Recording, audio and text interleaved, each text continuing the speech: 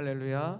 네, 먼저 이 시간에도 하나님을 예배한 우리 성도들에게 오늘 골로새 교회 성도들이 경험했던 예수님의 은혜가 여러분의 삶 속에 꼭 함께할 수 있기를 먼저 주의 이름으로 축원드립니다. 우리 주위 분들과 인사 한번 하고 하나님의 말씀 나누면 좋을 것 같습니다. 주위 분들 보시면서 밝은 표정, 따뜻한 눈빛으로 주님의 이름으로 사랑하고 축복합니다. 은혜 받는 시간 되십시오. 우리 인사 한번 하겠습니다. 주님의 이름으로 사랑하고 축복합니다. 오늘도 은혜 받는 시간 되십시오. 주님의 이름으로 사랑하고 축복합니다. 은혜 받는 시간 되십시오.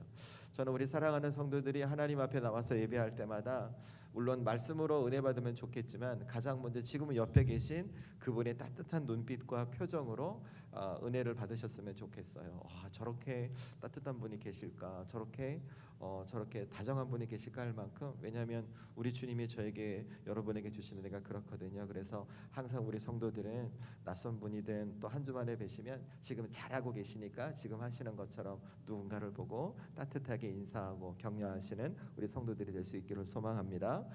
여러분, 오늘은 맥주 감사절입니다. 그래서 제가 지난주까지 이웃초청 주일을 앞두고 4주간의 다시 복음 시리즈 말씀을 했죠. 원래는 오늘 그 전에 했던 성령 시리즈 말씀으로 가야 되는데 성령 시리즈 말씀을 한 주로 더 다시 미뤄두고 저희가 오늘은 맥주 감사절이라 감사에 대한 말씀을 저와 여러분이 함께 나누려고 합니다.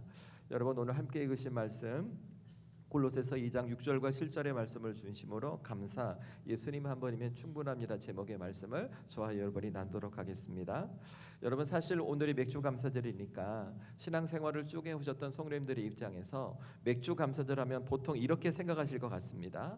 이 맥주 감사절이 꼭 7월 첫 번째 주일에 있거든요. 그러니까 지난 6개월 동안 하나님이 우리에게 베풀어 주신 은혜에 감사하고 남은 6개월도 하나님께서 우리에게 베풀어 주실 은혜를 기대하는 그 마음을 담아 감사하자, 이런 절기로 여러분이 이해하고 받아들이실 것 같아요. 물론 그 해석이 틀렸다고 드리는 말씀은 아닙니다. 그것이 맞고 저도 그 마음으로 이 말씀을 준비했습니다. 그런데 저는 우리 성도들이 이 맥주 감사절에서 감사를 표할 때 하나님께서 내게 베풀어 주신 은혜 때문에 감사하는 절기로만 생각하지 않으셨으면 좋겠어요. 그러니까 왜 그러냐면 여러분, 우리가 이 하나님 앞에 감사를 고백하는 이 절기에 하나님이 내게 베풀어 주신 은혜 때문에 감사를 표하기만 하잖아요. 그러면 우리는 겉으로 감사를 말할 수 있지만 우리는 속으로 감사를 진심으로 할 수 없게 될지도 모르기 때문에 그래요. 왜냐하면 여러분의 삶도 잘 생각해 보세요. 우리가 지난 6개월 동안 살아온 삶에 항상 좋은 일만 있나요? 아니죠, 그죠? 힘들고 어렵고 괴롭고 감당하기 어려운 순간이 내게 있을 수 있어요.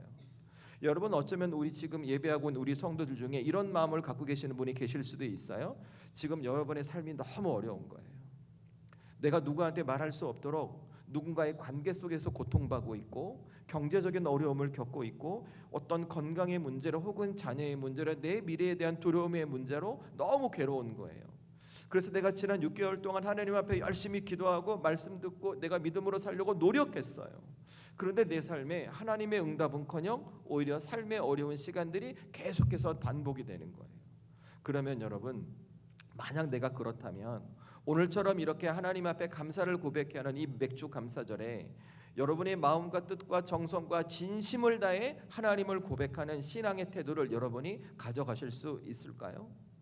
여러분, 어쩌면 겉으로는 감사합니다고 말하지만 속으로는 하나님, 내가 이런데 어떻게 감사해요? 이렇게 말할 수밖에 없을 것 같은 거예요.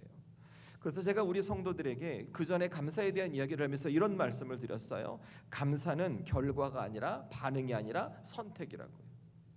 감사는 어떤 내 삶에 주어진 결과에 대한 반응이 아니라 하나님 앞에 무조건 선택해야 할 것임을 제가 설명을 드렸어요. 왜냐하면 여러분, 성경이 말하는 감사, 성경은요 우리에게 감사를 어떻게 말하고 있냐 하면 우리 삶에 어떤 좋은 결과가 주어질 때 그에 대한 반응으로 감사하라 이렇게 말하지 않아요.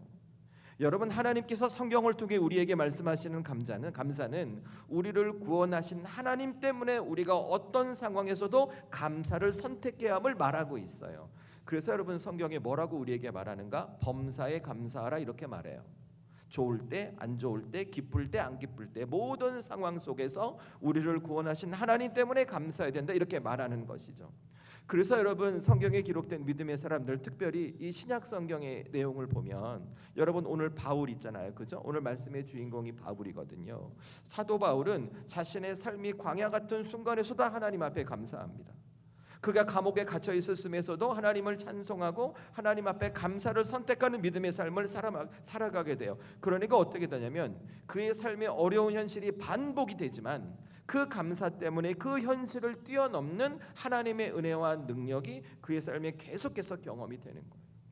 저는 그래서 우리 사랑하는 성도들이 하나님 앞에 감사를 기억하고 감사를 표하는 이 맥주 감사절의 절기에 오늘 성경에 기록된 사도 바울처럼 아니면 또 다른 믿음의 사람처럼 여러분의 삶에도 하나님이 경험했던 그들이 선택했던 감사를 선택하고 그들이 경험했던 하나님의 은혜를 경험하는 믿음의 사람이 꼭 되셨으면 좋겠어요. 그래서 우리에게 우선되는 것이 무엇인가? 내 삶의 처지와 형편을 넘어 나는 무조건 감사를 선택하는 거예요. 저는 이 아침에 우리 사랑하는 성도들이 여러분의 처지와 형편을 넘어 하나님 앞에 감사를 선택할 수 있는 믿음이 될 수 있기를 주의 이름으로 축원합니다. 여러분, 그래서 제가 오늘 골로새서 말씀을 여러분에게 꼭 해드리고 싶었어요. 왜냐하면 여러분, 우리 이 골로새서 말씀을 이제 시작하기 전에 제가 질문할 거예요. 그런데 아시죠? 제가 질문할 때 여러분이 너무 적극적으로 표현하시면 안 돼요. 뭐 앞에 계신 고개를 끄덕인다거나 이러시면 안 돼요. 그러면 여러분의 속 상태가 뒤에 분들 다 보여요. 저 권사님, 저 장로님 지금 저러고 계시고 다 한단 말이에요. 그러니까 어떻게 해요? 그냥 속으로만 맞아, 그렇지. 요 정도만 하세요. 질문 드릴게요. 자, 여러분, 제가 막 이런 감사에 대한 이야기를 했어요. 솔직하게 답해 보세요. 우리가 하나님 앞에 믿음 생활하면서 삶의 처지와 형편이 어떠하든 감사를 선택해야 하는 거 여러분 다 알고 계시죠? 그죠? 여러분 다 아세요. 또 내 삶이 힘들고 어려울 때 감사를 선택하면 하나님께서 내게 은혜 주셔서 그 현실을 넘어가시는 주님의 능력 주시는 것 여러분 다 알고 있어요? 모르고 있어요? 다 알고 있어요. 그죠? 그런데 여러분, 그 감사를 선택하는 것 여러분에게 잘 돼요? 안 돼요? 안 돼요. 그죠? 여기서 고개 끄덕이면 안 돼요. 그럼 난 감사 안 하는 사람이 될 수 있으니까. 그죠? 잘 안 돼요. 내가 머리로는 아는데 내 가슴으로 잘 되지 않는 거예요. 여러분, 그 이유가 뭘까요? 나는 머리로 감사해야 되는 건 아는데 나는 왜 내 현실을 넘어서 하나님 앞에 감사할 수 있는 선택이 내 마음에서 우러나지 않을까요? 여러분, 그 이유가 뭘까? 여러분, 제가 성경을 보면서 그 답을 이렇게 설명드리고 싶어요. 그것은 무엇인가? 우리가 예수님을 믿지만, 나를 구원하신 예수님을 믿지만 나는 내가 믿는 예수님보다 나의 현실을 훨씬 더 크게 보고 있기 때문에 그렇다는 거예요. 여러분, 저와 여러분 예수님을 믿습니다. 예수님께서 나를 십자가로 구원하셨고 이 땅에서 하나님의 자녀가 되게 하셨고 내가 그 예수님을 믿고 살아갈 때 내 삶에 하늘의 은혜를 주신다는 거 내가 확실히 믿고 살아갑니다. 그런데 우리의 마음속에 어떤 것이 있냐면 내가 믿는 예수님의 삶에 세상 사람들이 부러워할 만한 삶의 조건과 상황들이 자꾸 생겨날 수 있기를 내가 바라고 기대하고 있는 거예요. 왜냐하면 예수님도 믿지만 그 예수님 때문에 세상 사람들이 부러워할 만한 가정이 잘 되고 직장이 잘 되고 내가 건강하고 돈을 많이 벌고 자녀가 좋은 대학 가고 이런 일들이 생겨날 때 내 삶이 훨씬 더 평안할 수 있다고 내가 생각하고 있기 때문에 그래요. 여러분, 마치 뭐와 같냐면 여러분 시작되는 이제 사랑을 막 시작하는 연인들을 생각해 보면 좋을 것 같아요.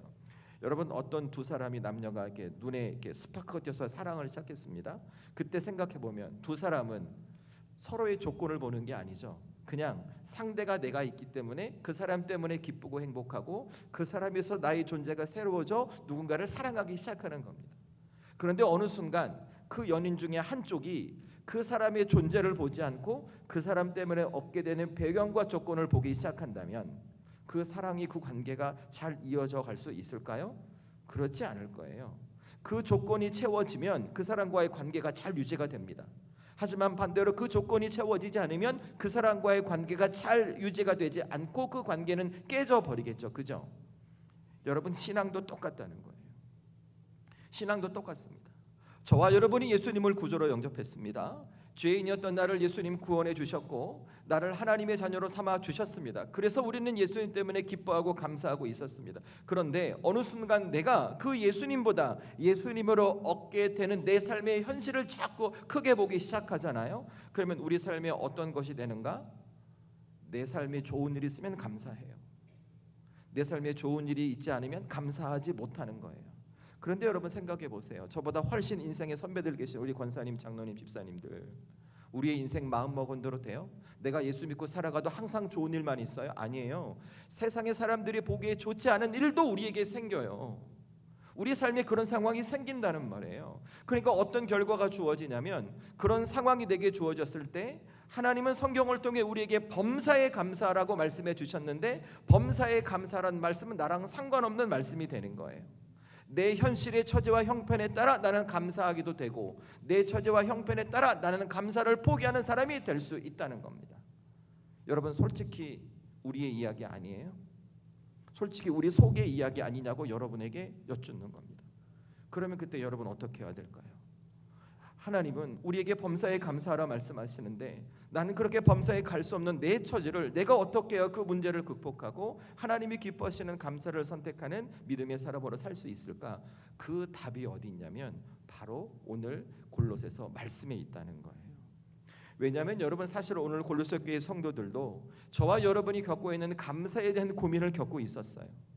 여러분 그들도 예수님의 십자가로 구원받아 바울이 전한 복음을 듣고 그 예수님 앞에 믿는 믿음의 삶을 잘 살아가고 있었어요. 그런데 어느 순간 그들의 시선에 그들을 구원해 주신 예수님보다 예수님 때문에 얻게 되는 현실이 크게 보이기 시작하는 거예요. 왜 그러냐면 이런 거예요. 내가 예수 믿고 잘 살면 되지 이게 아니라 예수님 믿었으니까 우리의 가정이 잘 되고 경제적으로 부유해지고 자녀가 될 때는 그런 삶이 주어져야 내 삶이 잘 되고 안정될 거라는 자기의 생각이 커져버린 거예요.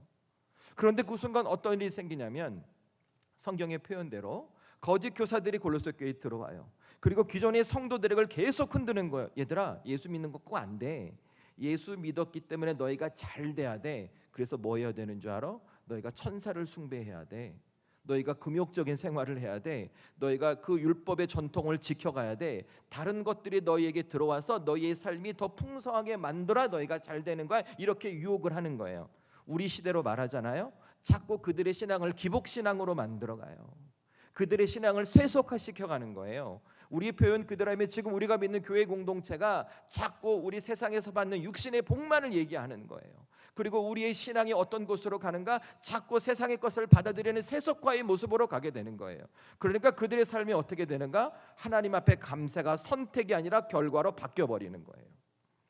여러분 잘 생각해 보세요. 오늘 고린도 교회 성도들의 모습 지금 우리의 속마음에 있는 어떤 마음과 달라요? 아니면 같아요? 답은 하지 마세요. 같죠? 그죠? 우리 안에 그런 마음이 있단 말이에요. 그런데 그런 그들을 향해 사도 바울이 오늘 뭐라고 얘기하는가? 오늘 말씀 6절을 얘기해 주고 있는 거예요. 오늘 말씀 6절의 말씀 함께 읽겠습니다. 시작. 그러므로 너희가 그리스도 예수를 주로 받았으니 그 안에서 행하되 아멘. 자, 여러분 오늘 6절 말씀 잘 보세요. 예수님을 믿는 고린도 교회 성도들에게 무엇인가 다른 것이 더 있어야 내가 감사할 수 있다고 생각하는 그들에게 오늘 사도 바울이 뭐라고 얘기하는가? 예수님을 너희가 주로 받았다 이렇게 말하고 있는 거예요. 그리고 나중에 감사를 얘기하는 거예요. 자, 여러분 왜 바울은 자신들의 조건 때문에 감사를 해야 한다고 생각하는 이 고린도 교회에서 이 골로새서 교회의 성도들을 향해 왜 감사를 말하기 전에 예수님에 대한 이야기를 먼저 할까요? 왜 그럴까요? 이유는 간단해요. 감사는 결과의 문제가 아니라 대상의 문제라는 거예요. 더 쉽게 설명드리면 여러분 내가 내 삶에 어떤 좋은 결과가 있을 때 하나님 앞에 감사하는 것이 아니라 내 삶에 어떤 좋은 결과가 없어도 나를 구원하신 예수님이 내 안에 들어와 계심을 내가 믿고 살아가면 나는 우리의 삶에서도 언제든지 감사를 고백할 수 있다고 오늘 사도 바울이 설명해 주고 있는 거예요. 왜 그럴까요? 우리가 우리의 중심에 모셔드리는 그 예수님은 우리의 처지와 형편과 현실을 뛰어넘게 하시는 주님이기 때문에 그래요. 여러분 그것이 예수님의 십자가 사건이에요. 제가 지난주 이웃접촉주일하면서도 말씀을 드렸죠. 사람이 어디서 와서 어디로 가게 됐는지를 이 성경에 설명해 주고 있다고요. 그리고 어떻게 살아가야 되는지를 이 성경에 설명해 주고 있다고요. 여러분 성경이 사람의 존재가 예수님 만나기 전 어떤 존재였어요? 죄로 말미암아 심판받아 영원한 사망에 처해져요. 우리에게 끝이 있어요. 회복할 수 없는 끝이 있다는 거예요. 그런데 예수님은 어떻게 하셨냐면 이 십자가로 말미암아 당신께서 십자가의 죽으심으로 우리의 끝을 끝으로 여기지 않게 해주셨어요. 죄와 사망이라는 것을 뛰어넘어 이제 하나님의 자녀가 되는 은혜의 현실로 바꿔주셨어요. 그러니까 예수님의 십자가는 우리가 감당할 수 없는 현실을 뛰어넘게 해주셨다는 거예요. 그래서 우리가 예수님을 받아들이잖아요. 현실과 처지가 그래도 그것을 뛰어넘어 감사를 고백할 수 있어요. 그래서 오늘 사도 바울이 말했던 거예요. 예수 믿는 그들에게 어떤 좋은 일이 있어야만 감수있다고 생각하는 골로새 교회 성도들에게 아니다, 너희가 예수님을 주로 받았다, 이렇게 고백하고 있는 거예요. 저는 그래서 이 아침에 이 맥주 감사 절기에 우리 사랑하는 성도들이 하나님 앞에 감사를 표현하고 있는 내 믿음과 신앙을 여러분이 잘 돌이켜 보셨으면 좋겠어요. 여러분은 무엇 때문에 하나님 앞에 감사를 고백하십니까? 죄인이었던 나를 구원하신 예수님 때문에 내가 감사하는 삶을 살아가고 계십니까? 아니면 예수를 믿음으로 말미암아 내가 물질의 복을 받고 건강의 복을 받고 자녀의 복을 받고 세상이 부러울 만한 어떤 조건들이 내 삶에 채워져서 여러분이 감사하시는 이유가 되는 것입니까? 하나님께서 사랑하시는 성도 여러분, 만약에 저와 여러분이 내 삶에 어떤 좋은 결과가 생겨야만 감사할 수 있는 신앙을 갖고 계신다면 우리의 믿음과 신앙은 언제든지 흔들릴 수 있다는 걸 아셔야 해요. 왜요? 우리의 현실은 언제든지 흔들릴 수 있는 연약한 현실에 처해 있기 때문에 그렇습니다. 그런데 만약 여러분의 감사가 나를 구원하신 예수님 때문에 감사가 고백된다면 여러분은 언제 어떤 순간에도 흔들리지 않는 믿음의 사람이 될 수 있으십니다. 왜일까요? 예수님은 우리가 감당할 수 없는 죄와 사망이라는 현실도, 우리가 무너지고 흔들릴 수밖에 없는 그 현실도 십자가로 붙들어 주심에 우리가 흔들리지 않는 하나님의 자녀로 우리의 삶을 변화시켰기 때문에 그렇다는 것입니다. 그래서 여러분, 바울이 말하는 거예요. 너희가 예수를 주로 받았음을 기억하라고. 저는 우리 성도들이 이 아침에 이것을 꼭 기억하셨으면 좋겠어요. 저와 여러분도 예수님을 주로 받았습니다. 저와 여러분도 예수님의 십자가로 말미암아 구원받았습니다. 그래서 우리의 처지와 현실이 어떠하든 우린 그 예수님 때문에 무너지고 흔들리는 인생이 아니라 다시 든든히 서고 회복되는 인생이 될 줄로 믿습니다. 저는 그래서 우리 사랑하는 성도들이 이 예수님 때문에 감사를 고백하는 믿음의 사람이 될 수 있기를 주의 이름으로 축원합니다. 여러분, 그렇게 감사를 선택하십시오. 그렇게 살아갈 때 여러분의 인생에 있는 흔드는 문제 있잖아요. 거기에 반드시 여러분을 붙드시는 그 예수님의 은혜가 사도 바울처럼 임하게 될 줄로 믿습니다. 그래서 제가 오늘 골로새 교회 성도들이 조건으로 결과로 감사를 선택하지 않고 예수님 때문에 감사를 선택하게 된 그 신앙의 이유 세 가지 여러분에게 말씀드릴 거예요. 첫 번째, 무엇을 기억하시냐면 여러분의 믿음의 뿌리를 견고하게 하셔야 합니다. 여러분, 내가 감사를 선택하고 싶어도 감사 선택하는 거 안 돼요. 그런데 내가 감사를 선택하기 위해서 첫 번째 조건이 무엇인가? 여러분이 갖고 있는 신앙의 뿌리, 믿음의 뿌리를 견고하게 하셔야 된다는 겁니다. 그 견고하는 방법은 뭐냐면 여러분이 하나님 앞에 예수님 곁으로 더 가까이 가는 거예요. 여러분, 오늘 사도 바울도 똑같은 이야기를 하고 있어요. 우리 7절 말씀 함께 읽겠습니다. 시작. 그 안에 뿌리를 박으며 세움을 받아 교훈을 받은 대로 믿음에 굳게 서서 감사함을 넘치게 하라. 아멘. 자, 이 말씀 잘 보면 첫 번째 사도 바울이 감사하기 전에 제하는 방법이 무엇인가? 7절 상반부에 나와요. 그 안에 뿌리를 박으며 세움을 받으래요. 여러분, 바울이 무작정 감사해야 돼 이렇게 말하지 않아요. 너희가 감사하기 위해서 전제 조건이 있어. 그게 무엇이냐면 하나님 앞에 믿음 안에서 뿌리를 받아 세워져야 해라고 말하는 거예요. 여러분, 왜 그럴까요?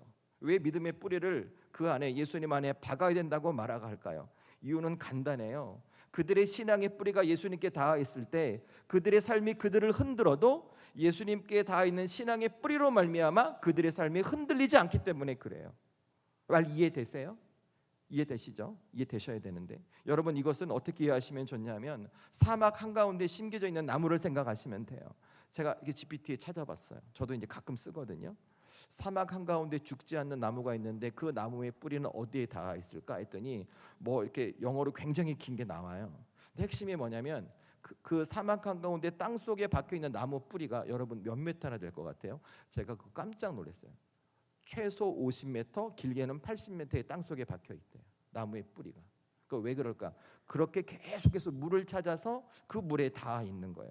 그러니까 그 나무가 살아있는 환경은 나무의 생명을 빼앗기 위해서 계속 흔들어요. 여러분, 사막이 그렇잖아요. 뜨거운 햇볕 내리쬐죠. 땅은 말라있죠. 하늘에서 비는 내리지 않죠. 그런데 그 나무가 어떻게 푸르름을 유지하고 꽃을 피우고 열매를 맺겠냐고요. 이유는 간단해요. 그 나무의 뿌리가 자그만치 50m, 60m, 70m의 땅을 뚫고 들어가 깊은 물에 뿌리가 닿아있기 때문에 그 나무가 죽지 않고 생명을 유지한다는 거예요. 여러분, 이거 우리의 신앙도 똑같아요. 오늘 사도 바울이 오늘 고린도 교회 성도들에게 골로새 교회 성도들에게 말하고 싶었던 것이 바로 이거예요.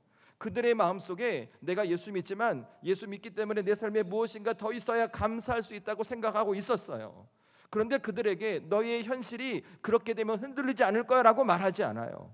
너희의 뿌리가 깊이 박혀 있었는데, 누구에게? 예수님에게. 그 예수님께 너희의 믿음의 뿌리를 깊이 내리라고 말하는 거예요. 왜? 그 믿음의 뿌리가 예수님께 닿아 있을 때 이 골로새 교회 성도들의 현실이 그들을 흔들어도 그 믿음의 뿌리에 붙어 있는 예수님으로 말미암아 그들이 흔들리지 않는 하나님의 자녀로 살아갈 수 있기 때문에 그렇다는 거예요. 이거 저와 여러분이라고 다를까요? 아니요, 다르지 않아요. 오늘 하나님을 예배한 우리 성도들 중 여러분의 삶 속에 분명히 여러분을 흔드는 어려운 현실들이 있어요. 그게 가정의 문제, 남편과 아내의 문제, 자녀의 문제, 혹은 내 육신의 문제, 어떤 관계의 경제, 뭐든지 아무튼 나를 흔드는 것들이 있어요. 그런데 여러분, 중요한 것은 아무리 그런 내 삶의 문제가 여러분을 흔들어도 여러분의 믿음의 뿌리가 예수님께 깊이 잘 닿아 있잖아요. 그럼 여러분은 흔들리지 않아요. 여러분이 흔들리지 않고 견고히 설 수 있도록 예수님께서 영적인 은혜와 능력을 계속해서 공급해 주시기 때문에 그렇다는 거예요. 그러니까 우리의 태도가 뭐예요? 내 믿음의 뿌리를 가까이 하기 위해서 예수님께 가까이 가는 거예요. 하나님께 가까이 가는 거예요. 저는 우리 사랑하는 성도들이 오늘도 이 말씀을 기억하며 여러분 삶에 진짜 감사, 흔들리지 않는 주님의 은혜를 경험하기에 믿음의 뿌리를 견고하는 분들이 될 수 있기를 주의 이름으로 축원합니다. 그래서 우리 성도들의 제가 이거 한 가지 권면드리고 싶어요. 그게 뭔지 아세요? 오늘 말씀 다시 보세요. 7절. 그 안에 뿌리를 박으며 세움을 받아 뭐 받은 대로요? 교훈에 받은 대로. 이게 무슨 말일까? 교훈에 받은 대로. 오늘 골로새 교회 성도들이 어떻게 예수님 영접했어요? 바울이 전한 예수님의 십자가 복음이란 교훈을 받아들였어요. 그죠? 다른 말로 하면 이거예요. 예수님의 십자가 복음을 놓지 말라는 거예요. 더 쉽게 설명하면 십자가를 가슴에서 다시 꺼내라는 거예요. 여러분 이거 아셔야 돼요. 저 여러분의 믿음과 신앙이 더 견고하고 풍성해지려면 지금 여러분의 삶의 자리에서 어떤 새로운 것을 추구하는 게 아니에요. 어떤 사람에게 가서 성경 공부를 하고 누구에게 말씀을 하고 이거 아니에요. 우리의 믿음과 진짜 견고한 믿음과 신앙이 되려면 지금 여러분이 처음으로 돌아가는 거예요. 뭐요? 예수님의 십자가 복음. 그 복음을 다시 꺼내서 복음을 읽고 묵상하고 내 삶에 적용하고 그 복음으로 나를 조명해 보는 거예요. 그러니까 오늘 결국 이 골로새 교회 성도들이 감사를 선택할 수 없었던 가장 큰 이유가 뭔지 아세요? 그들을 구원했다는 예수님의 십자가 복음을 현실의 문제 속에서 놓쳐버렸기 때문에 그렇다는 거예요. 예수님 한 분이면 나는 얼마든지 이 땅 잘 살 수 있어라는 이 진리를 놓쳐버렸고, 그래서 예수님 외에 무엇인가 내 삶에 더 풍성한 것이 있어야만 난 잘 살 수 있다는 그 세상의 진리가 그들의 마음과 신앙을 잠식해 버렸다는 거예요. 여러분 이것이 오늘 우리의 마음, 우리의 신앙과 우리의 모습이 될 수 있어요. 그래서 제가 두 번째로 여러분에게 말씀드리고 싶은 것이 이거예요. 두 번째 무엇인가? 여러분 신앙의 기본을 다시 잘 지켜가시라는 거예요. 여러분 우리에게 신앙의 기본이 뭘까요? 여러분 예배 잘 드리는 거예요. 여러분 기도하는 거예요. 여러분 말씀 읽고 말씀 묵상하고 말씀대로 살아가는 거예요. 여러분 이거 아무것도 아닌 것 같죠? 그죠? 여러분 세상 가운데 무너진 그리스도인들을 잘 보세요. 예배, 말씀, 기도 세 가지가 내 삶에서 저기 떨어져 있어요. 저는 우리 성도들이 이 신앙의 기본을 잘 지켜감으로 여러분의 삶이 하나님의 인도하심과 가르침대로 살아가는 은혜가 있기를 주의 이름으로 축원합니다. 여러분 삶 사는 거 어때요? 막막해요? 안 막막해요? 우리 솔직히 대답 안 하셔도 돼요. 우리 전라도 말로 깝깝합니다. 그죠? 제가 어제 고향 갔다 왔고 저희 집에 제사가 있어가지고 제가 장손이에요. 그래서 새벽 5시 반에 저희 아버님 모시고 저희 조시분 중에 이렇게 어른들 뵙고 이렇게 하고 왔어요. 여러분 제가 거기 갈 때 뭐 켜고 갔을까요? 운전하고 갈 때 뭐 킬까요? 아시잖아요. 대답해. 뭐 켜고 가요? 내비게이션 켜고 가잖아요. 그죠? 그러면 그 먼 길도 제가 막힘없이 가요. 우리 인생도 똑같아요. 우리 인생 살아가면서 길이 막혀요. 내가 어디서부터 어떻게 할지 몰라요. 깝깝하다니까요. 그런데 그 길을 넘어서게 하는 것이 무엇인 줄 아십니까? 여러분이 신앙의 기본을 지켜갈 때 하나님의 인도하심이 나오는 거예요. 내가 예배 드릴 때, 내가 기도할 때, 말씀 붙들 때 그 말씀이 여러분의 삶을 이끌어가고 있는 거예요. 그래서 중요한 것이 뭔지 아십니까? 그 신앙의 기본을 지켜가기 위해서 여러분이 굳게 버티셔야 돼요. 바울이 똑같은 얘기해요. 자, 7절 다시 보세요. 제가 읽습니다. 그 안에 뿌리를 박으며 세움을 받아. 요거까지는 제가 첫 번째 대지했어요. 그 다음 두 번째 대지가 이거예요. 교훈을 받은 대로 믿음에 굳게 서서 이렇게 말하죠. 그죠? 복음을 받았으면 그 복음을 붙들고 여러분이 자진 자리에서 굳게 서서 복음의 사람으로 살아가라는 말이에요. 여러분, 이 굳게 서서라는 말이 처음엔 저도 잘 이해가 안 됐어요. 제가 이따가 말씀드리려고 했지만 사실은 제가 설교 준비하면서 꼭 사용하는 방법이 뭐냐면 이 개역 한글 성경으로만 이 성경의 원뜻을 찾지 않아요. 제가 헬라어나 혹은 히브리어나 아람어를 보면 성경의 원뜻을 찾아요. 그런데 여기서 이 굳게 서서라는 뜻이 무엇이냐면 이런 뜻이에요. 전쟁터에 나간 군인이 적군들이 밀려올 때 자기의 자리를 끝까지 버티는 것, 이것이 굳게 서서라는 단어의 뜻인 거예요. 여러분 생각해 보세요. 시대를 막론하고 전쟁터에 나간 군인들이 자기의 자리를 사수하지 않으면 그 전쟁의 결과는 어떻게 될까요? 패하는 거죠. 전쟁에 지는 거죠. 그렇죠? 만약에 그 군인이 내가 기분 나쁘다고, 누구 때문에 속상하다고, 내 현실이 어렵다고, 아이 기분 나빠, 이 자리 포기하고 갈 거야 라고 가버리면 그는 결국 그 전쟁에서 생명을 잃을 수도 있다는 거예요. 여러분, 우리 신앙도 똑같아요. 저와 여러분의 믿음의 뿌리가 견고해지게 하는 과정이 무엇인가? 우리에게 하나님 앞에 이 복음을 붙들고 버텨내는 시간이 우리에게 있어야 한다는 거예요. 왜? 저와 여러분의 삶에도 어려운 적군들이 우리를 흔든다니까요. 우리를 자꾸 못 살게 만든다니까요. 우리로 하여금 좌절하게 만들고, 우리로 하여금 포기하게 만들고, 내 옆 사람이 나를 찌르고 누군가 나를 괴롭게 해서 내 마음속에 이런 거예요. 이거 내가 기도해도 소용없잖아. 내가 말씀대로 살아도 은혜가 없잖아. 내가 어떻게 감사할 수 있다라는 생각을 자꾸 우리 마음속에 불러온단 말이에요. 그러니까 머리로는 감사해야지 하는데 속으로는 감사가 안 돼요. 더 큰 문제가 뭔지 아세요? 그런 순간 이 내 마음을 뒤집을 수 있는 힘이 없는 거예요. 그러니까 어떻게 돼요? 예배 빠져요. 교회 안 나와요. 기도 안 해요. 말씀 교회 나올 때 아침에 이렇게 먼지 털고 이러고 나오는 거예요. 이거랑 나랑 상관이 없는 거예요. 그러니까 그의 삶이 어떻게 돼요? 예배가 삶의 우선순위에 들어가 있지 않습니다. 기도해도 그만, 안 해도 그만, 뭐 사는데 문제 없잖아, 이런 생각에 빠져요. 말씀 그 옛날 이야기가 지금 나랑 무슨 상관 있어, 이런 마음대 서로 세상을 살아가요. 점점 구원받은 믿음의 사람이 하나님의 은혜 가운데서 멀어져 버리는 거예요. 그러니까 뭐가 더 들어와요? 예수 믿는 내 삶에 세상 것이 자꾸 들어와요. 예수님 없이 세상 것이 태워지면 잘 살 수 있다고 착각하는 거예요. 이것이 오늘 골로새 교회 성도들의 이야기였어요. 그런데 바울이 뭐라고 얘기하는가? 아주 명확하게 말해요. 너희가 교훈받은 대로 굳게 서라 말하는 거예요. 뭘까요? 상황이 힘들지만, 현실이 어렵지만 너희에게 십자가 복음이 주어졌으니 그 복음을 들고 신앙의 기본을 지켜 버텨 보라는 거예요. 기도해 보라는 거예요. 예배 지켜보라는 거예요. 말씀 붙들고 살아보라는 거예요. 그러면 너의 형편이 아무리 그래도, 너의 감정을 요동치게 만들어도, 내 삶의 감사의 조건이 낮지 않을 때에도 어느 순간 그 신앙의 기본으로 말미암아 하나님이 내게 능력 부으시는 놀라운 역사가 너희에게 임할 것이라고 바울이 말하는 거예요. 전 우리 성도들에게 이 놀라운 역사가 있기를 주의 이름으로 축원합니다. 여러분, 사도 바울도 그랬어요. 여러분, 이 사도 바울 골로새서가 뭐냐면 신약 성경의 옥중서신이라 그래요. 에베소서, 빌립보서, 빌레몬서와 함께 바울이 감옥에 갇혀 있을 때 쓴 책이 바로 이 골로새서예요. 자, 바울이 감옥에 갇혀 있는 거 생각해 보세요. 그가 한 일이 뭐 있어요? 예수 믿고 나서 복음을 위해서 산 거밖에 없어요. 복음을 위해서 자기의 생명을 바친 것밖에 없어요. 그런데 주어진 삶의 결과가 뭐예요? 그에게 주어진 삶의 결과는 차가운 감옥이에요. 미래를 기대할 수 없어요. 자, 그 순간 바울이 어떻게 했어요? 예수님, 내가 예수님 앞에 이렇게 살았는데 왜 내게 이런 감옥을 주세요? 라고 이 자리 버렸나요? 저 예수님 포기하겠습니다. 뭐 예배도 소용없고 기도해도 소용없고 말씀 포기하겠습니다. 버렸어요? 아니죠. 버틴 거예요.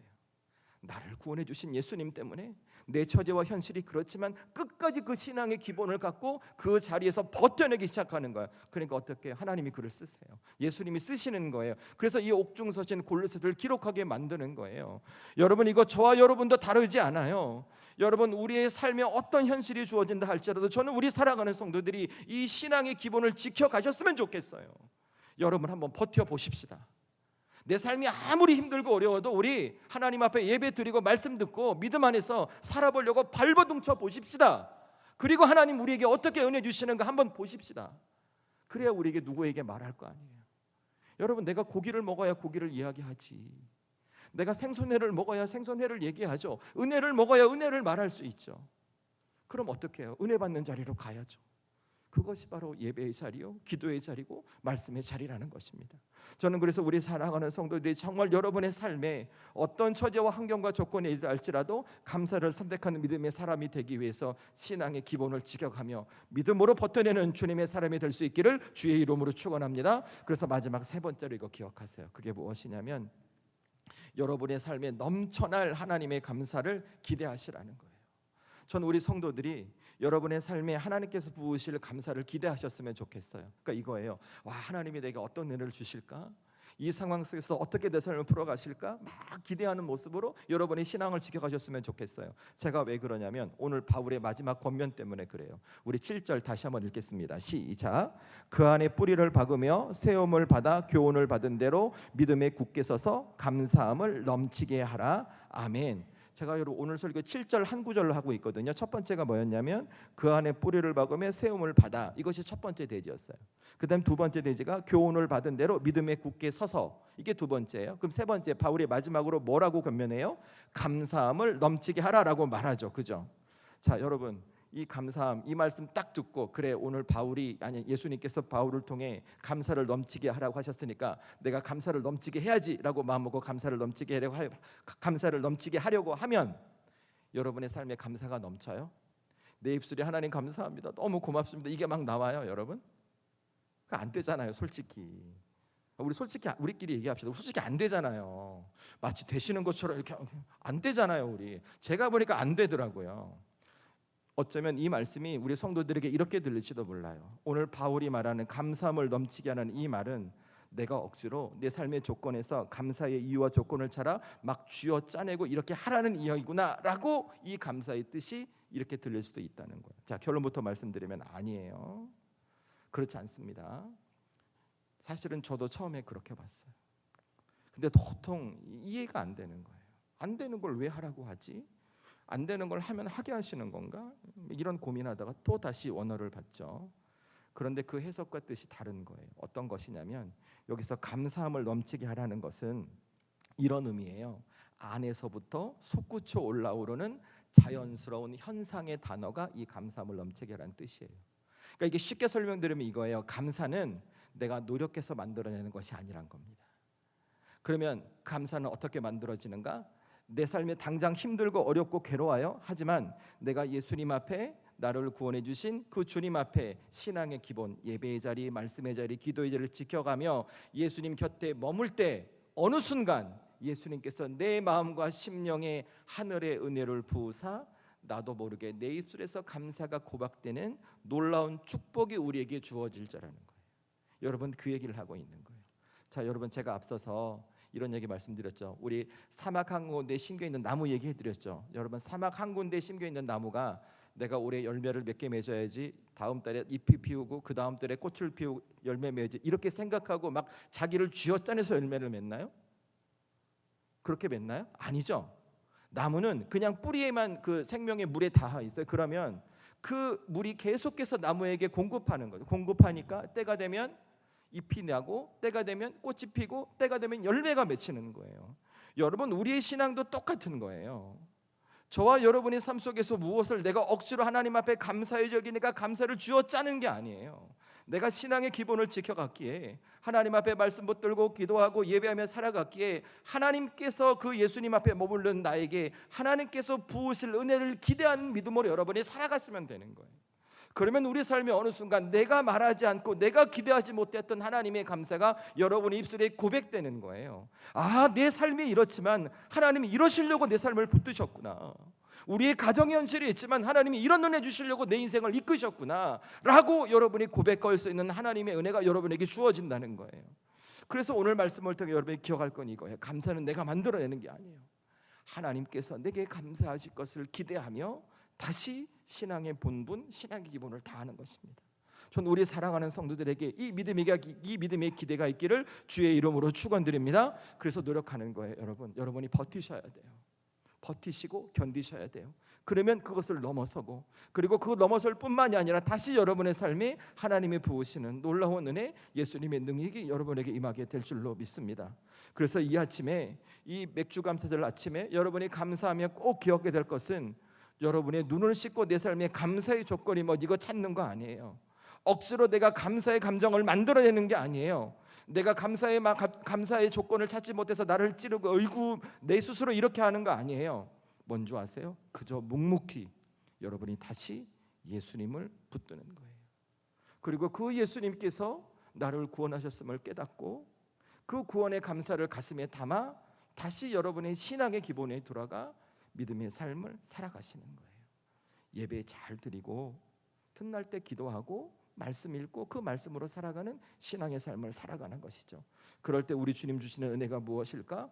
여러분이 처지, 환경, 조건, 현실을 넘어서는 하나님이 부으시는 은혜, 그 능력으로 여러분도 그 상황 가운데 감사를 선택하는 믿음의 사람, 그리고 그냥 감사를 선택하면 그 선택으로 끝나지 않고 현실을 넘어서게 하는 살아계신 하나님의 능력이 우리 성도들의 삶 가운데 꼭 임하게 될 줄로 저는 확신합니다.